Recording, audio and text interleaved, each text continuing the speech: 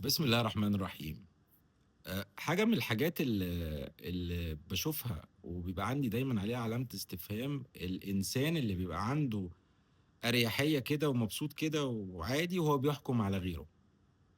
يعني أصلًا آآ فكرة الفكرة دي مؤذية جدًا، فكرة إصدار الأحكام على الغير، فكرة مؤذية جدًا، جدًا، جدًا، جدًا، لإن في ناس بتبقى ضعيفة، لمّا حد ييجي يحكم عليها هو كإنه بيحبسها جوّه الحكم اللي حكمه ده، اسمه إصدار أحكام، يعني اللي بيطلّع الكلمة دي كإنه قاضي وبيحكم على حد وبيسجنه نفسيًا جوّه الحكم اللي هو عمله، خصوصًا لو الحكم ده جاي من مجموعة كبيرة من البشر.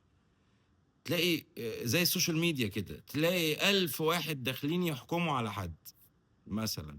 طبعًا الموضوع ده مؤذي تمامًا، تمامًا، تمامًا، وفي ناس ممكن تموت بسبب الموضوع ده.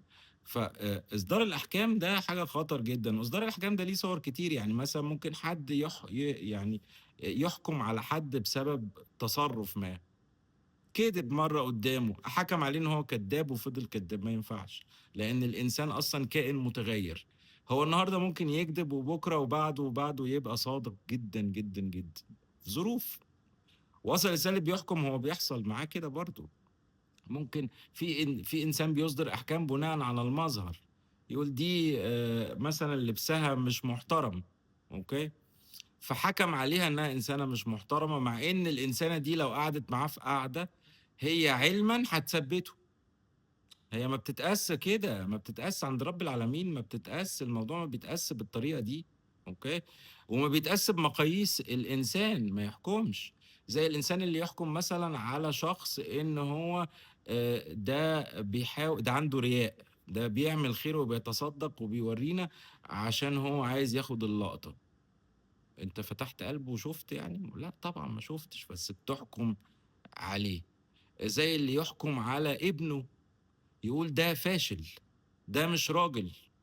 وأخطر حاجة الأب والأم لمّا يحكموا على ولادهم، لإن الأب والأم لمّا بيحكموا على ولادهم هم بيسجنوا ولادهم في فكرة ممكن تجيب لهم تروما طول عمرهم، يبقى عنده 40 سنة وهو مقتنع إن هو فاشل، ليه؟ بسبب كلمة أبوه قالها له، وممكن أبوه أصلًا هو اللي فاشل، أبوه أصلًا هو اللي ما بيفهمش، فموّت الإبداع عند ابنه من وهو صغير.